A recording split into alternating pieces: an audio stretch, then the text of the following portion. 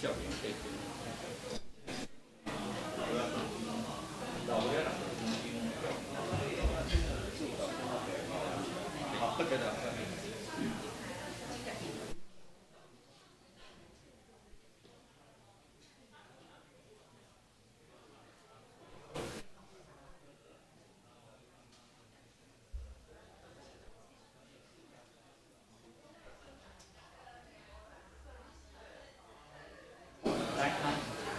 来，上来。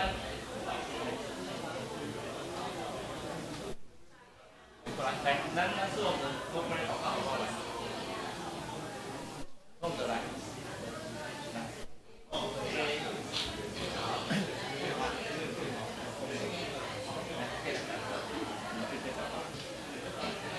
谢谢我们感谢你，今天是你的第五日。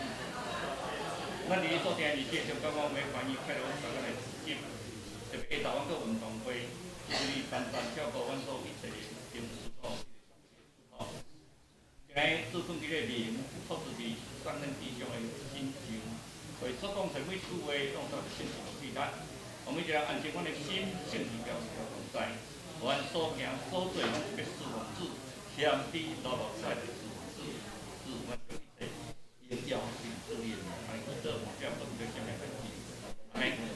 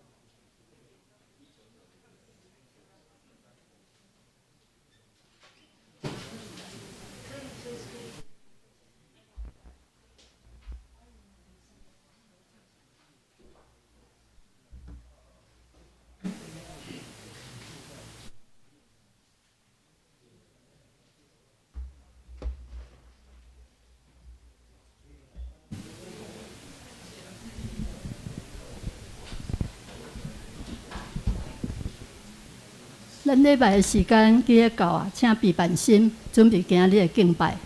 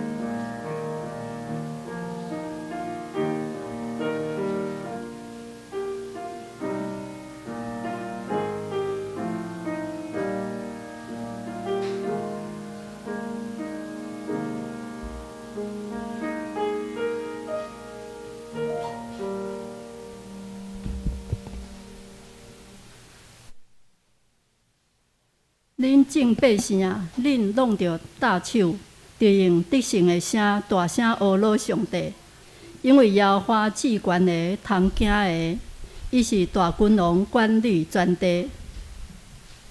这时，咱要呼罗咱请敬拜团。我们一起起立来敬拜我们的神。主啊，谢谢你。主啊，我们这个礼拜有可能遇到我们人生中有很多困难的事情，有让我们难过，有让我们生气，有让我们觉得不公平的事情。主啊，愿我们此时此刻能够将一切的东西、一切的重担都交托在主你的手中，因为我们知道主你是我们的主，你是我们的王，你是我们的避难所。主啊，愿我们在这个安息日当中，能够安静的在主你的怀中得着安息。主啊，我们就将所有弟兄姐妹就交托在主你手中，愿我们能够在主你里面重新得力。谢谢主耶稣，奉主耶稣基督的名求祷告，阿们。常我在翅膀荫下，遮盖我，在你大能手中，让大海翻腾，波涛汹涌。你能作王在洪水中，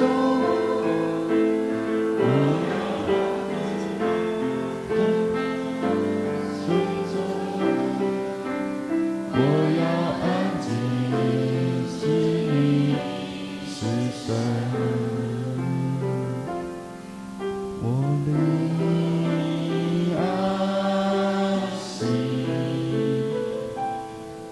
在基督里，你的能使我安然心靠，让大海翻腾，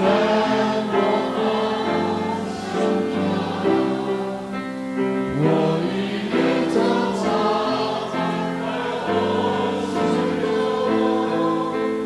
不你能作王在洪水中，我要安静，知你是神，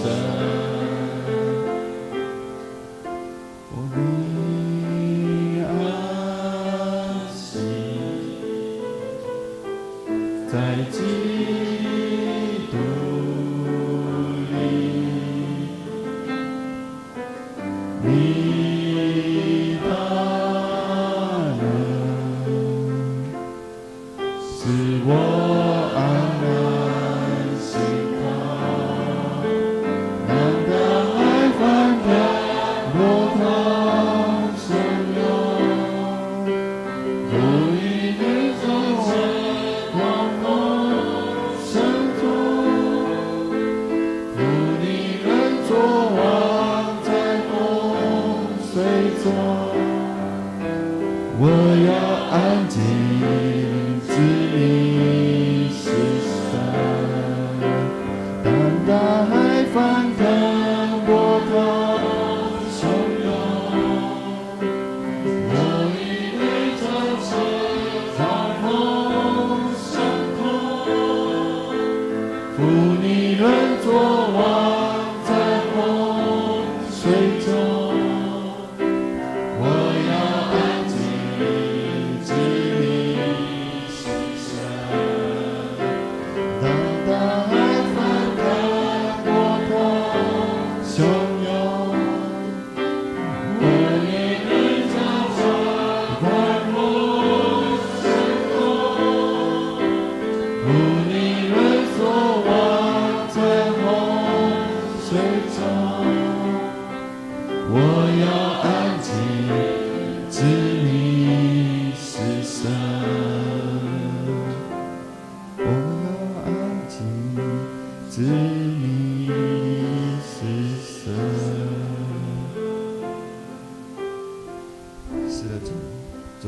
谢你，主你的恩典一直都是够我们用的。主啊，让我们在接下来的歌能够数算主你所赐给我们的一切的恩典，让我们能够满心的感谢来唱主你，来敬拜主你。谢谢主耶稣，奉主耶稣基督的名求祷告，阿们。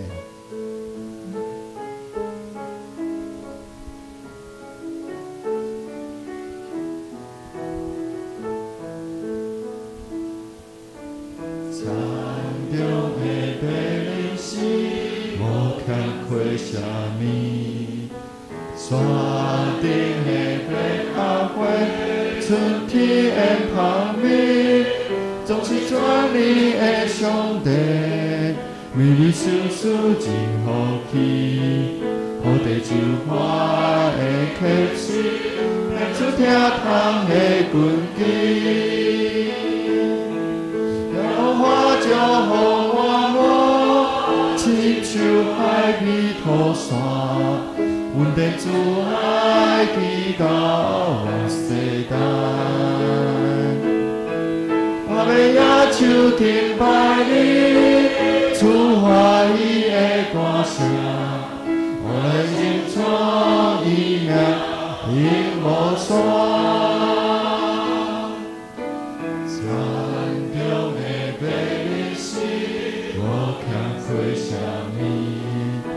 山顶的百合花，春天很香味，总是全面的上帝。为你相思真好去，我地真花的结实，献出疼痛的根基。有花就好我摸，亲像海边土沙。主爱祈祷万世代，我要野手敬拜你，出欢喜的歌声，我来亲手伊名永无山。有花就好满满，亲像海边土沙，阮的主爱。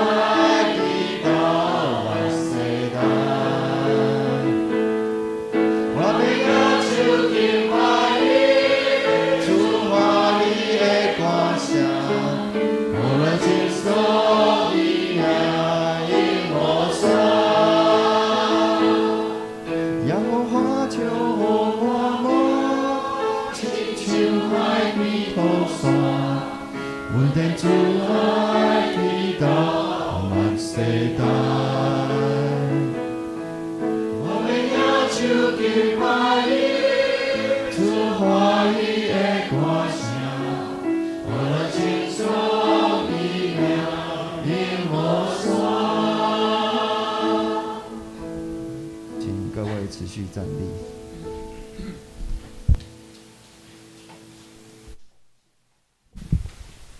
咱犹原徛咧，咱用数道圣经来告别咱的信仰。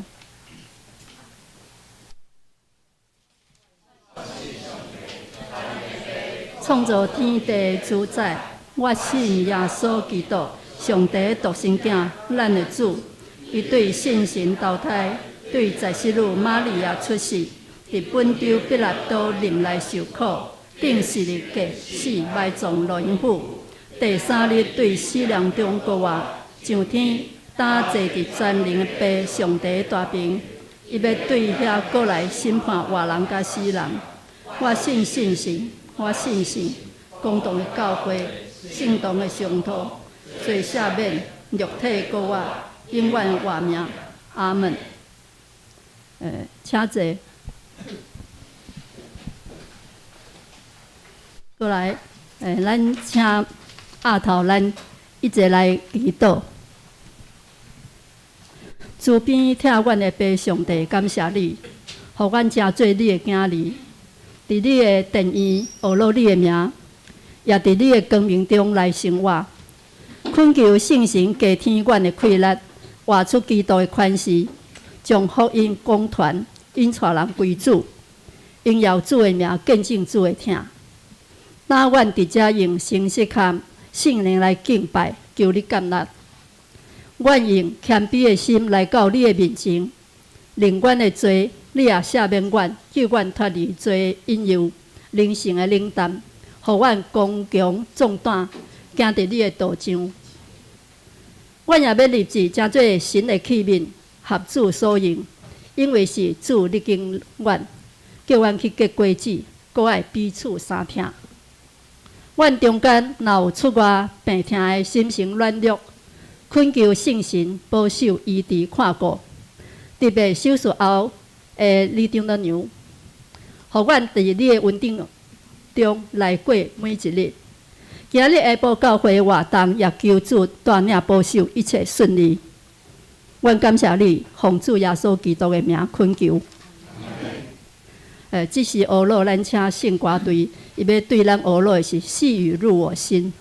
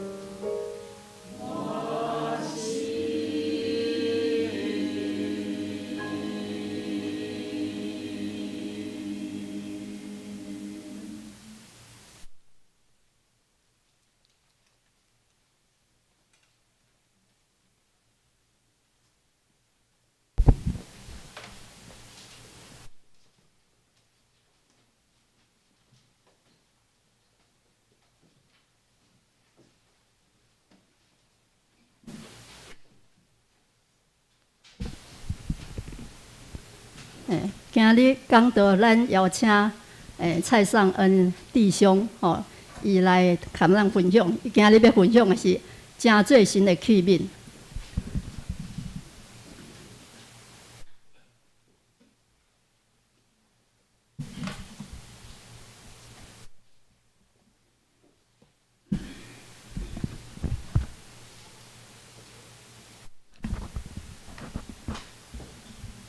亲爱的弟兄姐妹，大家平安。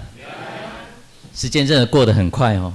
上一次来中心是6月的时候，那礼拜后大家一起聚餐，欧爸欧妈还说，不管我在哪里都是教会的一份子，要记得常常回来陪大家。结果想不到一下子已经到8月了。那这次上恩回来是会在台北停留几天，因为接下来要顺便参加就是南神、台神、玉神3神的那个道硕生的联合营会，也就是台湾基督长老教会为神学生准备的联合营会。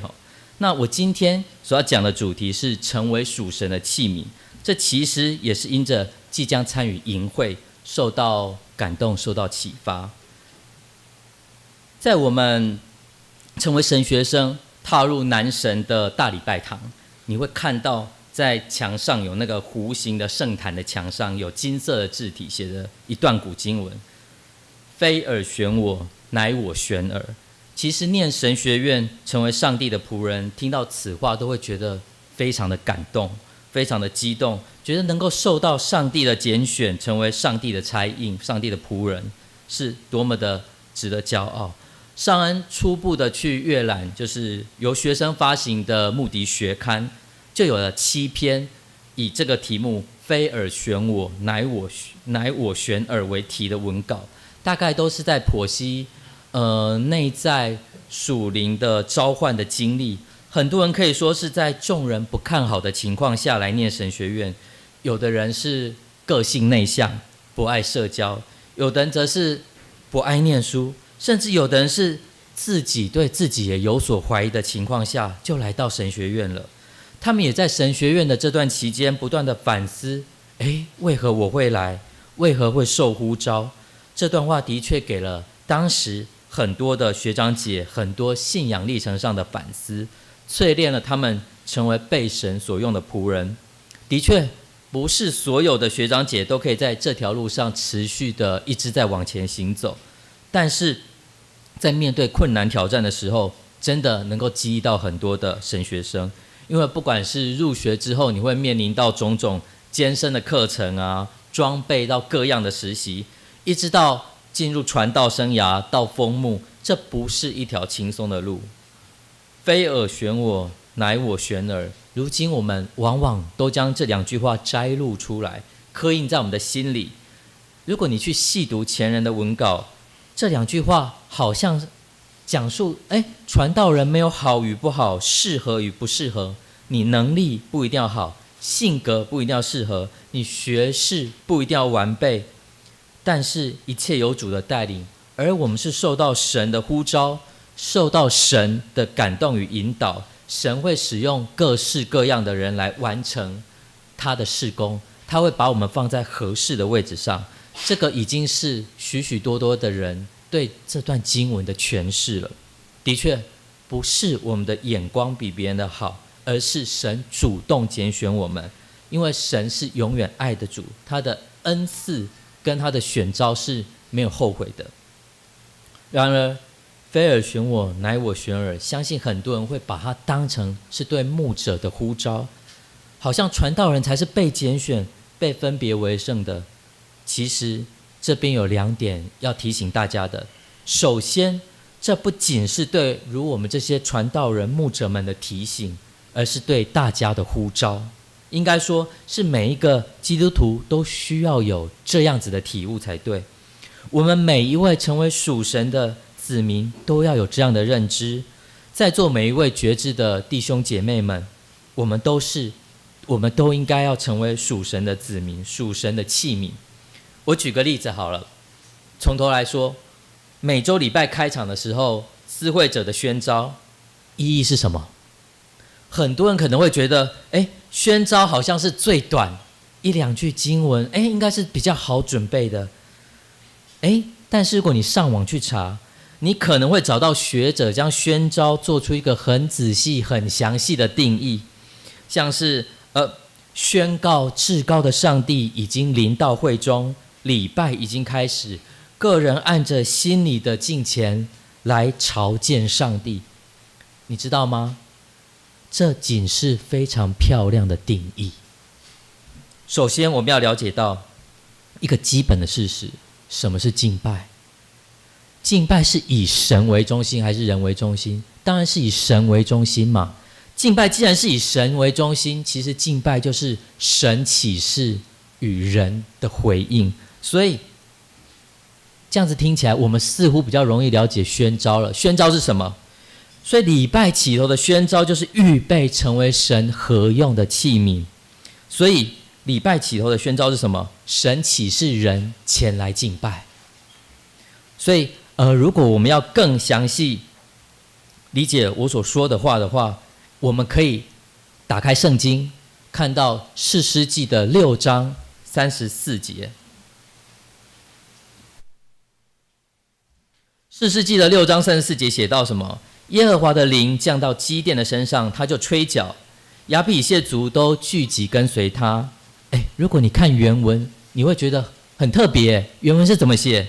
原文是写说，亚威的灵穿上基甸，他就吹角，亚比以谢人都受召来跟随他。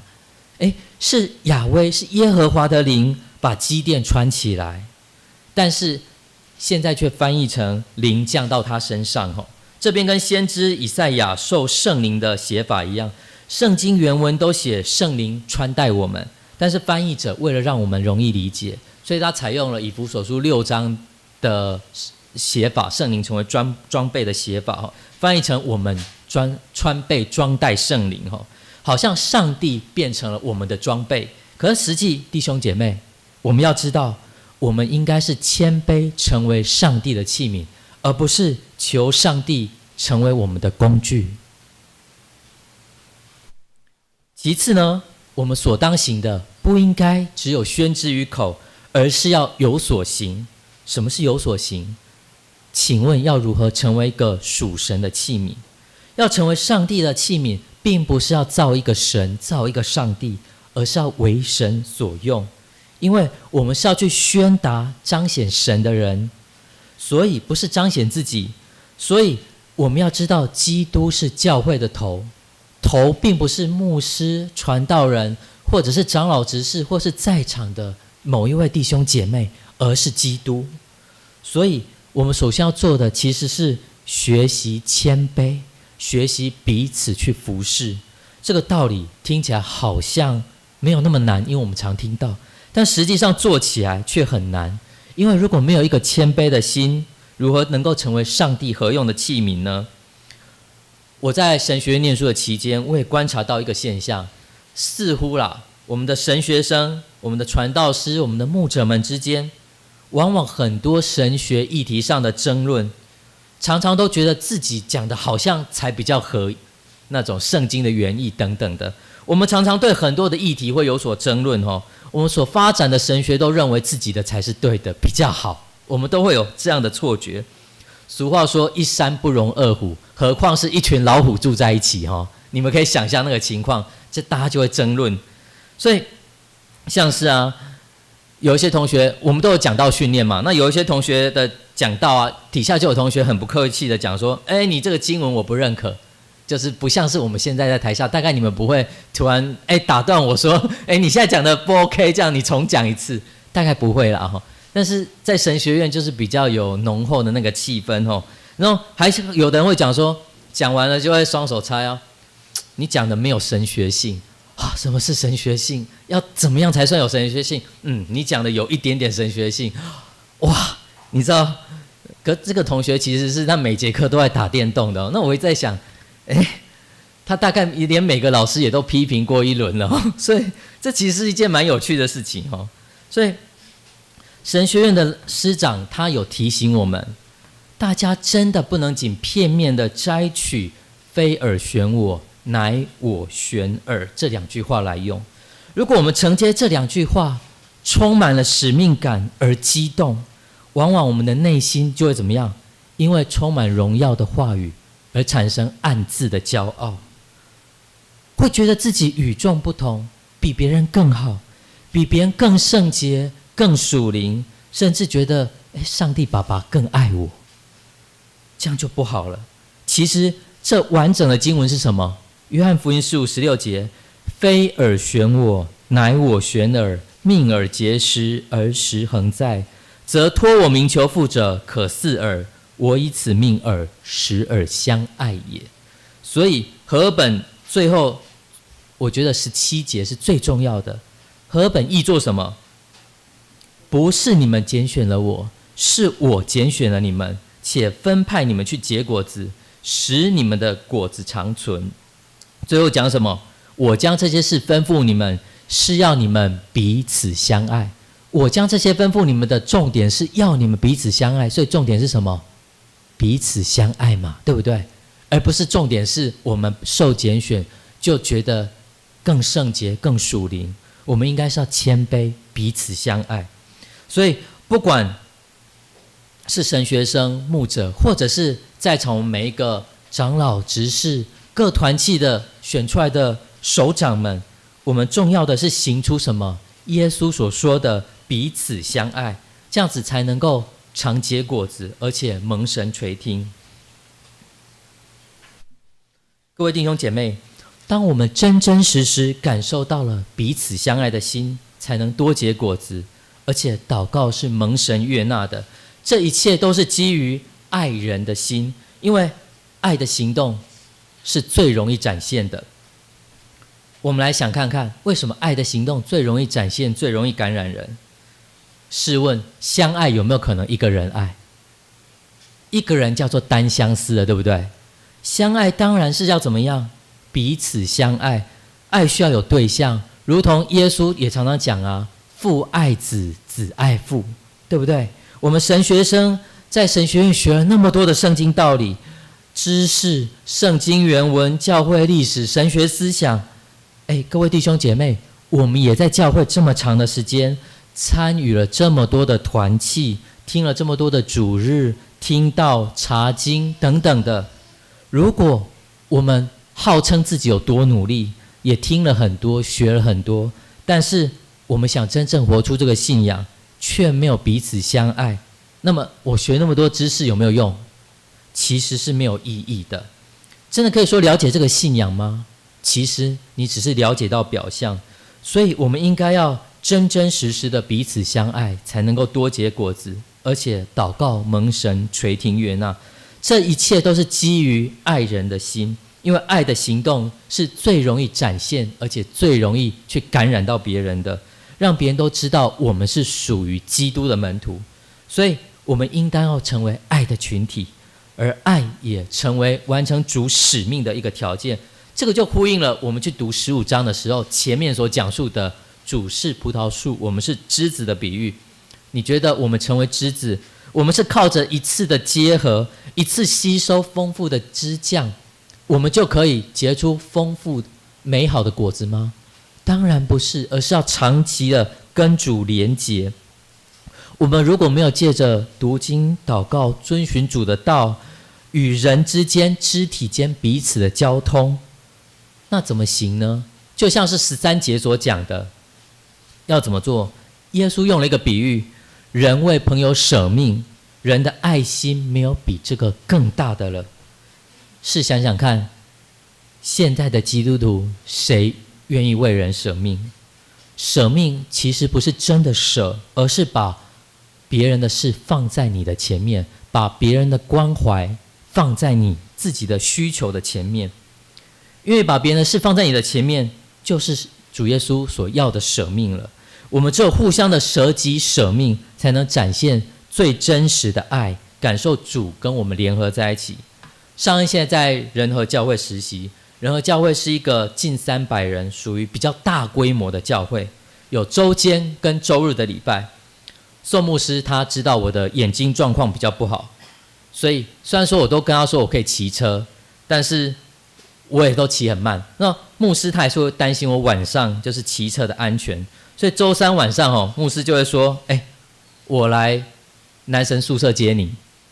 像是这周3我要去就是男神就是3神联合的营会，下周3周间轮到我讲道，那礼拜是晚上8点，牧师的车7点半他就会在神学院的宿舍楼下等我了。那像昨天晚上就是我没有去练唱嘛，那没有去练圣歌队，宋牧师看到我没有来，他就想到了，我已经北上了，他就打电话给我，你上去好不好？怎么样？有没有顺利？我听了就很感动。宋牧师的年纪大我20几岁，他没有是因为他不因为他自己是一间大教会的牧师，他就骄傲，而是如此体贴，如此行，这就是真实的活出主的教导。到了18节，主说，主叫他的门徒要彼此相爱，乃因为在世上会被世人所恨，所以需要用爱来见证我们与世人的不同。这里很奇怪，为何约翰福音要用这么长的教导描述主说的话？为什么主要告诉我们要联合成为爱的群体？我们应该来对比一下使徒行传。使徒行传他们是怎么实践的呢？他们写说，他们天天同心合意，恒切在店里，且在家中擘饼，存着欢喜诚实的心用饭，赞美神，得众民的喜爱。主将得救的人天天加添给他们。弟兄姐妹，这里讲到了圣餐，我们应该很熟悉。每次用圣餐的时候，主都说了什么？但是教会现在有谁愿意跟贫穷的人说，这是我的身躯，为着你们打破，这是我的身体，为你们打破？请问有谁愿意？所以当我听到恩友教会的事情，我对吉安叔叔跟宪明叔叔他长期的付出，我就感到非常的感动，非常的不可置信。这种服事确实就是基督徒最踏踏实实的去实践主的教导。纵观整个约翰福音15章，你有没有发现15章其实是什么？爱跟恨交错的一章。如果你上网搜寻讲道篇，只要是15章，大概几乎大家都很喜欢讲什么？15章1到17节。为什么？很美，都在讲爱，听了充满了使命感，充满了爱，很温暖。但是弟兄姐妹，你有没有发现，第15章虽然我们感觉出现了好多爱，算一下有10次，但是恨也出现了8次。第1到17节在讲爱，18节以后就开始讲恨了。可以这么说，约翰福音从13章开始爱的群体的教导，随着主耶稣慢慢的教诲，到后面已经越来越深入。这个刚好正对应我们现在信仰的经历。我们一开始信主的时候，就像是第10节所说的，我们被告知，我来了是要叫人得生命，且更丰盛。但是没想到最后耶稣他是殉道了，而且甚至连彼得都被倒钉在十字架。所以信仰的历程是不断的受到挑战，不断的受到挣扎，爱恨的交织更加的明显。我们要坦然接受现在这个状况，我们不需要去追求所有的人都一定喜欢我们。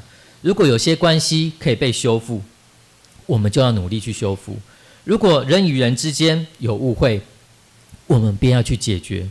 剩下的能不能成，没关系，我们就交托了。爱与恨非常的强烈，我们只要努力结好我们的果子。甚至我们中间有一些人，他可能会被世界引诱，被世界欺瞒，或者是堕落的人。因为我们不是与葡萄树离得越近，就只能是越远，所以不是变得更丰盛，就只能变得更属世界。对于那些反对的，就交托给神，也可以为他们祷告。为何说会被这个世界排斥呢？其实后来使徒约翰他有做了更详细的这段的说明。他说，约翰一书2章15、16节说到，人若爱世界，爱父的心就不在他里面了。因为凡世上的事，就像肉体的情欲、眼目的情欲，并今世的骄傲，都不是从父来的，乃是从世界来的。亲爱的弟兄姐妹，随着耶稣讲论的越来越深入，18节之后反而是更加重要的提醒。我们千万别觉得我们学了这么多的知识，科技这么多发达，我们有足够的智慧跟判断力，世界的影响已经离我们很远，世界已经不再影响我们。我们好好的来想一下，在当初只有旧约的时候，门徒们为什么要陆续记录耶稣的话语？耶稣有什么样的劝勉？初代教会为什么让这些作品集结成册，最后变成了我们的新约？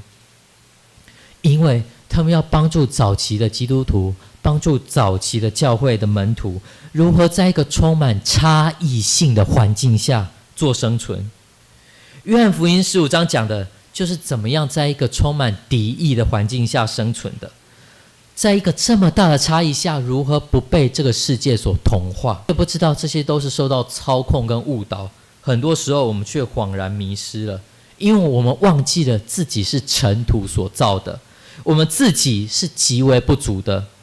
物质的世界常常把我们变成自己想要当上帝，且喜爱良善。原文这个 mispot 其实就是律例，但是我们把它翻成公义，公义应该有另一个字，公义比较常用的是 tzedek， 而且更重要的是，下一句话大家更容易忘记是什么？要存谦卑的心与上帝同行。所以我们变成怎么样？第一句话最重要，行公义最重要，好怜悯稍微不重要一点点。那在下一句话呢？存谦卑的心与上帝同行，很多人就把它丢到九霄云外了。这其实是很危险的一件事情哦。有一次呢，就是我们神学院会有所谓的基督教伦理学的课程。那我一直觉得我们长老教会在公义上实行的非常的棒，神学院也教了很多公义，我一直觉得深以为傲。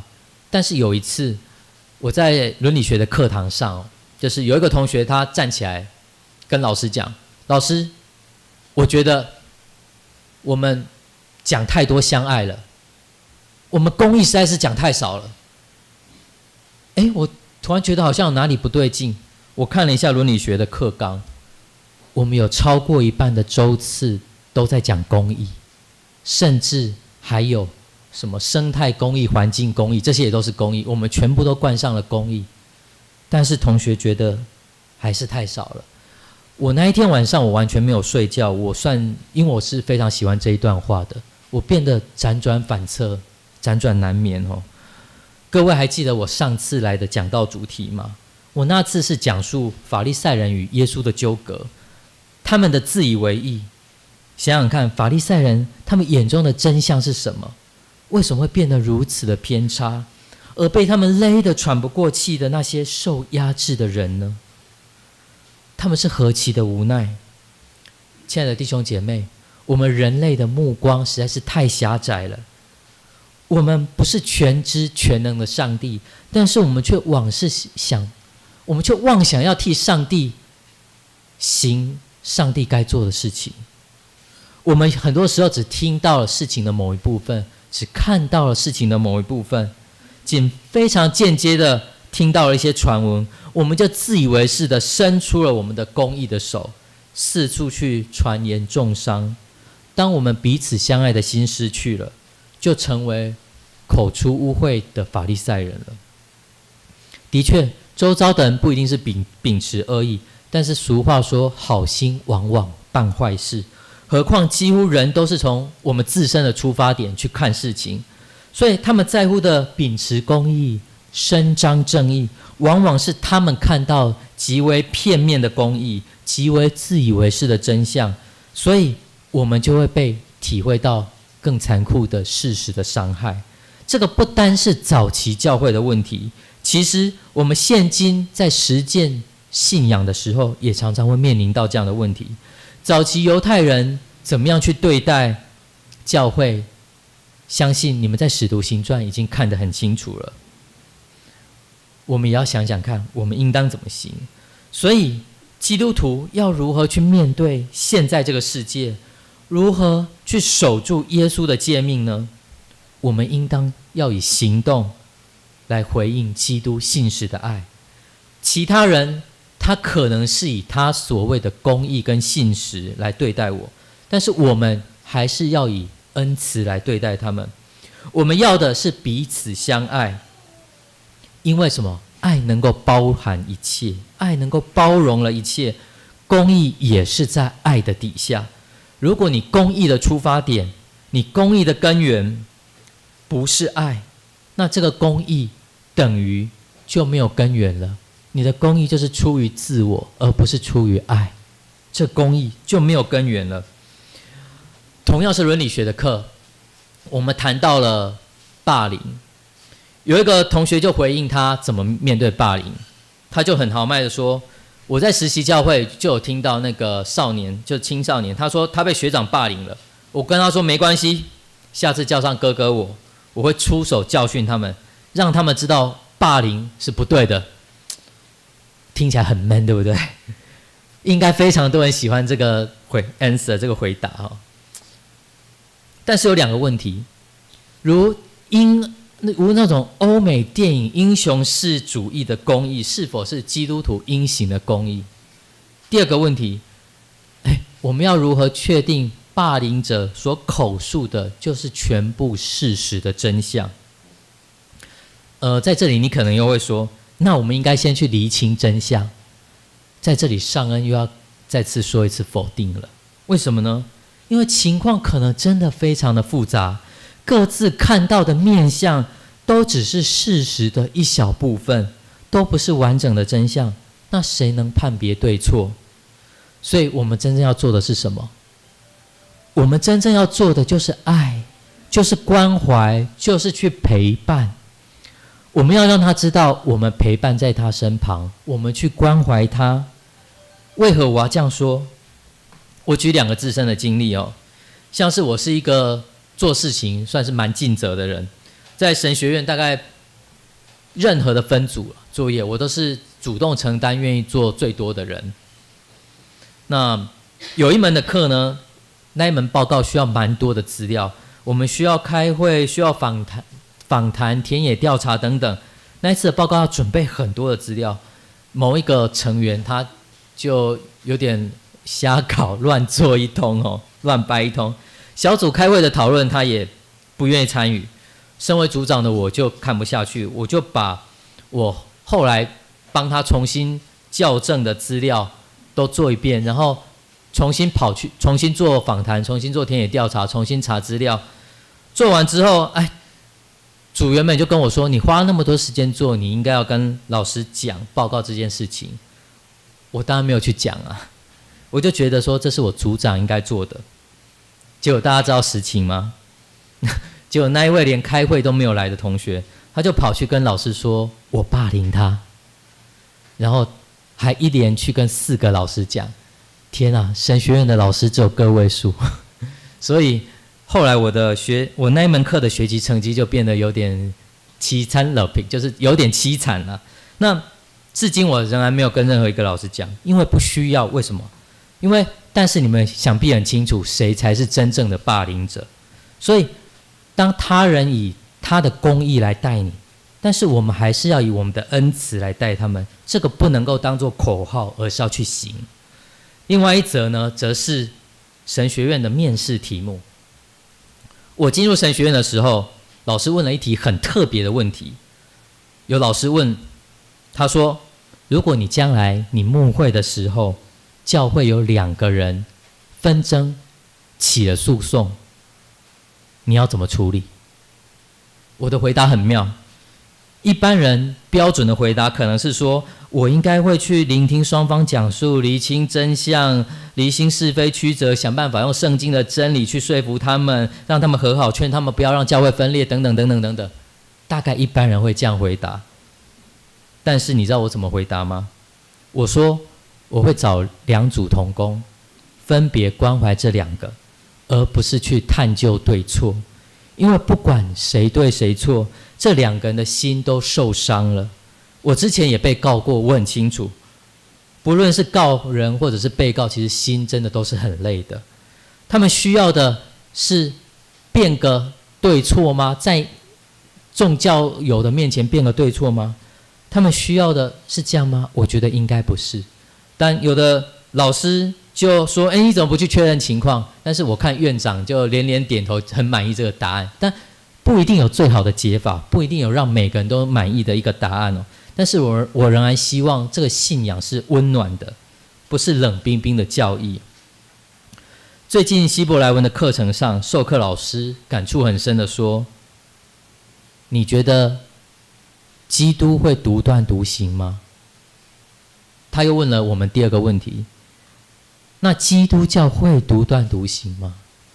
这问题很深哦，让我们想到了，特别是我们学了整学期的教会历史，我们2学期的教会历史哦，我们看到了十字军东征、30年战役、宗教战争啊，相继猎杀女巫啊，到大殖民时代的血腥的时代，那些征服的时代，这些我们做了多少？老师在课堂上再次的提醒我们谨记，圣经里头写得很清楚，什么是公义，什么是正义。其实多数时候发生的都是弱小者的声明，因为他们知道他们背后有阿爸上帝的存在。但是现在呢，很多拿着公义跟正义去指责别人的，都是强势方，都是霸凌者，都是站在自以为是的道德制高点去指责别人。很多时候我们看到社会上的新闻事件，往往我们的正义感就大爆发，我们会想说哇怎么样怎么样。这时候我们应该要提醒自己，就像是约翰福音8章7节耶稣所做的提醒：你们之中谁是没有罪的，就可以拿石头丢他。请记得，我们都是蒙恩的罪人，我们不是义人，世上没有义人，一个也没有。近期尚恩有拿到一本书，叫做《无罪的罪人》，这是应该是王崇尧南神前院长的赠书，辗转到我手上。这本书的内容其实读起来真的充满了苦涩，它里头是讲一个循规蹈矩师范院校出身的模范男子的世界。看着这个男子叫什么？许明伟许贝明，他从白变成黑，从老师变成囚犯，从自由人变成逃亡者。为什么呢？因为有一个8岁的小女孩控告他，应该是说小女孩的家长控告他，带小女孩控告他。他之前也没有犯过任何罪，但是呢，生活背景单纯，而且没有任何犯罪记录的他，却一路输到了最后定谳，变成了逃亡者。在正义的名下，我们从来不缺正义魔人。我一边翻这本书，一边自言自语在替他打气。许兄，好险你只是在教育体系，而不是在教育体系又在教会又在神学院。好，当然这是我有点挖苦我自己啊。但是弟兄姐妹，如果他真的在教会，如果他真的在我们教会，我们遇到了，我们看到了新闻，我们该怎么做？我们该怎么做？看到社会版的这些危言耸听的标题，我们应该当面斥责吗？许兄你怎么可以这样？或者是背后不断的传言，义愤填膺，集体排挤、区隔、疏离。如果他最后没有做坏事呢？好，如果他做坏事最后被抓走，你看不到他，那就算了。如果最后他无罪出现在你面前，那你有没有想过要为你自以为是的公义付出什么样的良心的心痛的谴责，付出什么样的伤害，对方又承受什么样的打击？如我前面所说的嘛，可能有两方在打官司，我们真的很难厘清这种，甚至可能是家务事，你要如何去厘清，对不对？公说公有理，婆说婆有理。我们真正能做的就是去爱他们，关怀他们，我来陪你，而不是去帮助他们辨出个事实真相。我们也不是要去检视他是不是好人好事的代表，用放大镜仔细去看，好，你确定是对的，好，那我施舍一点爱给你。我们不是要这样子。不要忘记了，媒体现在在处理社会新闻是怎么处理的？看谁愿意花钱，要不然就是靠危言耸听，靠不实报道，甚至靠什么故意制造对立来博取版面。随着科技的发达，这个世界给了人这么多的资讯，就是要引诱我们，代替我们去做上帝应该做的事情。把上帝的工作还给上帝吧。我们真正要做的工作，不是代替上帝的工作，而是彼此相爱。我们要认识到，我们是更新自己，成为新的人。我们要彼此相爱，同一个肢体，彼此舍命。为什么耶稣对内要我们彼此舍命，对外要说他派真理的灵要来引导我们？因为这个世界是有血有肉，我们受血气的影响，我们就会被这个世界所引诱。但是有真理的灵保佑，我们才有办法受引导。所以你要相信你内在，所以你要相信对外，你要相信你的弟兄。很多的时候，我们都不确信我们所知的是真的或假的，我们需要静静等候，静静听，我们需要祷告，但是不要忘记付出你的爱。我一在想，我们常常求取圣灵的召唤哦，就像是基甸一开始他也是一个胆小的人，但是他成为圣灵的器皿之后，他整个人开始就有了转变，他整个人开始就有了自我意识，跟他一起同在的决心，他就不再是一个不确定性的人了。但是我们呢，我们读经的时候，我们常常想的好像都是这段经文要怎么样才能为我所用。我们读经的时候好像不是在想着说如何成为属神的器皿，而是上帝的话语如何被我所用。这其实是要满足我内心的需要。也许我们应该转导过来想一下，神学院周三都有生活小组，有一次的主题是神学生当如何如何，不要如何如何。打开了某一张纸条，那张纸条上写神学生要彼此相爱。哇，现场嗤笑嘘声不断。为什么？因为现在的大部分的神学生其实大概都小我一轮了。现在的年轻人可能会觉得说，这个已经是太老旧的题目了。其实也要想一下，为什么年轻人会觉得彼此相爱是不好玩的话题，或者是不对的话题？为什么他们会觉得公益太少了，相爱太多了？我们要去想一下，为什么他们会有这样子的想法？是否这个就是我们现在年轻基督徒的趋势？但是我们不要忘记了，我们最喜欢的行公义、好怜悯，那到底什么是公义？如果我们已经知道了公义就是上帝的律例、上帝的约，那我们应该知道了进入新约时代之后，耶稣他所给的律例是什么？进入新约时代，耶稣他所给的律例就是凡事都不可亏欠人，唯有彼此相爱，要常以为亏欠，因为爱人的就完全了律法。所以我们能做的应该就是与受苦者站在一起，而且是单单纯纯的关怀陪伴，而不是代天行道，代替上帝做上帝该做的事情。好，让我们一同低头来祷告。亲爱的主耶稣，请你原谅我们的不完全。很多时候，我们通过一些错误，通过一些误解，通过一些悲伤，通过一些软弱，通过许多的支离破碎，我们才能感受到爱，感受到你恩典的所在。就是因为这些支离破碎，我们才能够恍然大悟，原来主啊，你就在这里陪伴我。在场的姐妹，在场的弟兄，也许我们之中很多人也经历了很多的伤心、支离破碎，很多的伤害。我们有的人胆怯、丧胆，有的人缺乏信心，甚至不再信任周遭的人。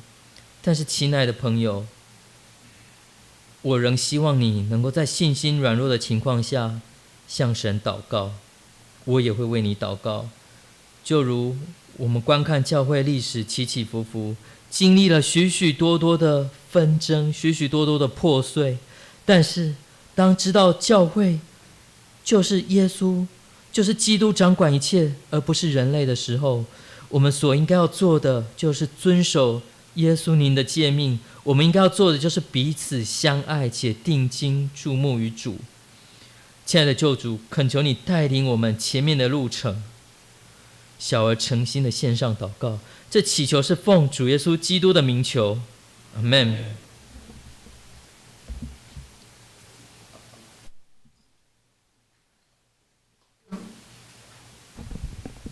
好，多谢上恩弟兄。这是咱请起立，咱来同齐吟诗298首。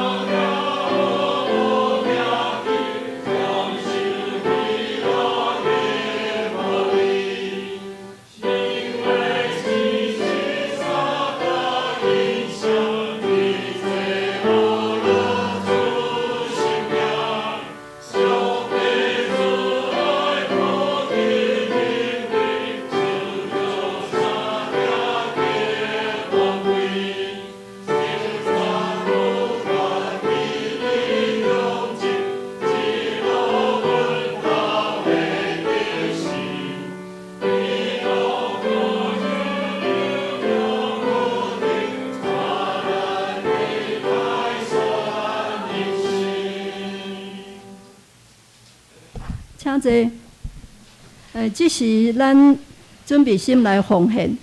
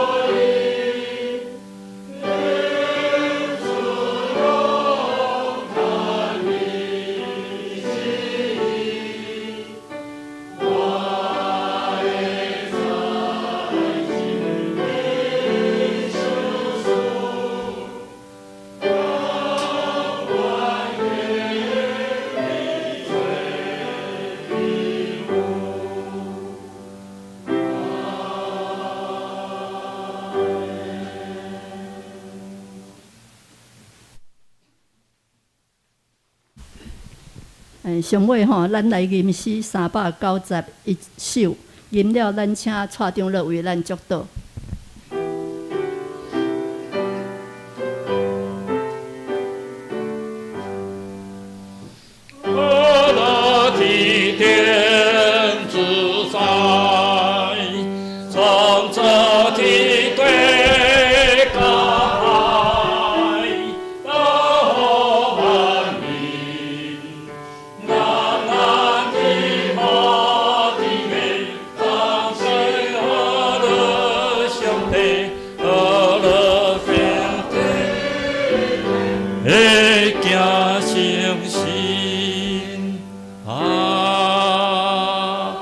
三个领受上帝祝福，完全的保护恁一体一尽加成，各愿你灵魂体体的保全无通险，直到主过来。我主要所见到的听，上帝的慈悲、圣神的引带安慰，今日三个地对这时，直到永世代无尽。阿门。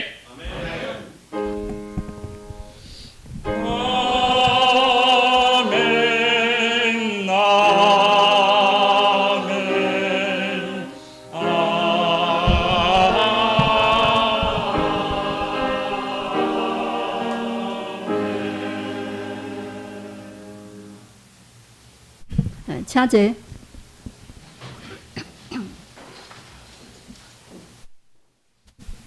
咱消息报告。今日吼，咱多谢上恩弟兄啦吼啊，转去吼，恁会当将今日上帝的话语吼，甲读一遍吼，啊顺便回想讲今日吼，上恩弟兄分享的吼。啊，过来，咱先欢迎今日有新来的亲友，吼，第一个吴成峰，那是朱秀凤老师伊的孙子，欢迎。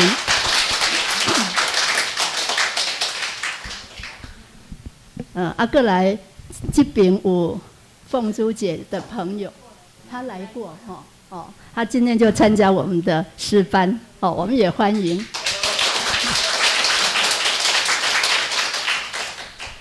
刚要购物新来的那个朋友，好，那今天今日咱教会伫建成国中有办那个趣味的运动会，然后我们也欢迎这些朋友一起参加。那今天的小组呢就暂停一次了咱等一个简单用餐料。12点半在教会集合，或者你自行前往。时间是1点半到建成国中去打下。请穿着轻便衣服、球鞋、饮用水等。然后我先简单报告那个下礼拜有长执会了请准心，请预备心。那9月份的那个长执是严长老和我本人。然后主日学好，那我们现在就是颁发110年度第2学期晋升奖学金得奖的名单。国小组有洪喜恩、洪恩熙，还有洪雨桐、赖佑任、严诗恩。大学有蔡明哲同学，我们先请小朋友出列。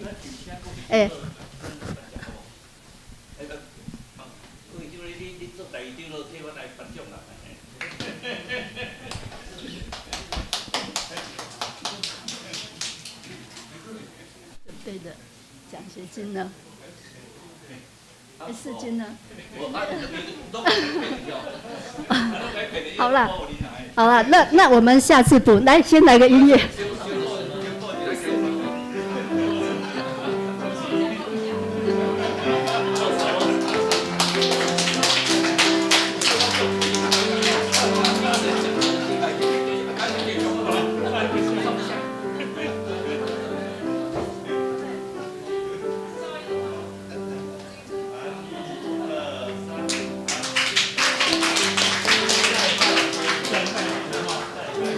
好，下礼拜补忘记的话来找陈长老哦。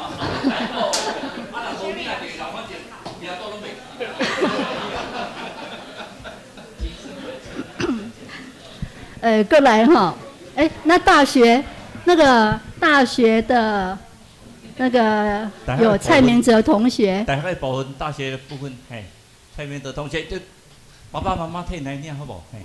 蔡明哲哦，没关系，那我们下礼拜一并。下礼拜一起补好了，嘿，嘿，我那10个月迄个还无掉奖金啦吼，嘿。过来哈，我们要准备那个7、8月份的那个庆生，我们请8月份的吼，不管有名单无名单，在座的无在座的吼，你听直播的，请你拢听起来好不好？拜托，大家拢听起来，7、8月份的全部都站起来，来，祝你生日快，现在你来，祝你生日快乐，愿诸事好好的。祝你生日，祝你们生日快乐！来，请出列。走出来，来，请你出来，生日快乐！哎耶，生日快乐！祝你生日 ，Happy birthday to you！ 来 ，Happy birthday to you！Happy birthday to you！Happy birthday to you！Happy birthday！ 所有亲妹，祝你生日快乐！祝你生日快乐！祝你生日快乐！愿诸事好好的！祝你生日快乐！听到三个的祈祷，麻烦主，我真欢喜感谢，所以创造我的性命，继承我的日子。好，7月、8月生日的人，主恳求你祝福因。以后每一日所行的脚步，所计算每一个脚步，拢有主你的稳定界三角地底。所以叫你班长看顾因，7、8月份才会生日的人，主恳你照顾因。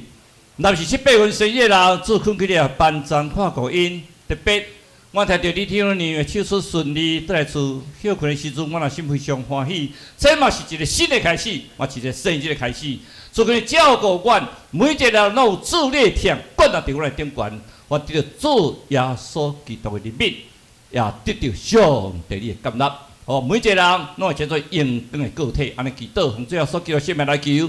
阿妹，来歹步哈，生日拢无送物件哦。来送物件来，单你都送嘿。赶紧上啦，嘿，有上无？有啊，有啊，嘿。你若无领着人，迄个前2、3、4无领着人，拢来补领，会当出来补领来。一凡，你要不要出来补领一下？你今天穿得这么漂亮，要不要出来补领一下？不要。这位，迄个生19个月，迄个你生日敢若无领着咧吼？你生日敢有领着无？你要出来补领一个无来？赶抱出来补领一个来，赶抱出来补领一个来，好，这个吼，抱来我看一下，抱来我看一下，来，紧抱来我看一下来。咱教会吼上少年吼，你看一下哈，阮教会上少年的，已经10个月啊。到即阵吼，拢无要插啦，我甲叫拢无要甲应。生日快乐！大家拍手，生日快乐！好，你们学会做了。谢谢。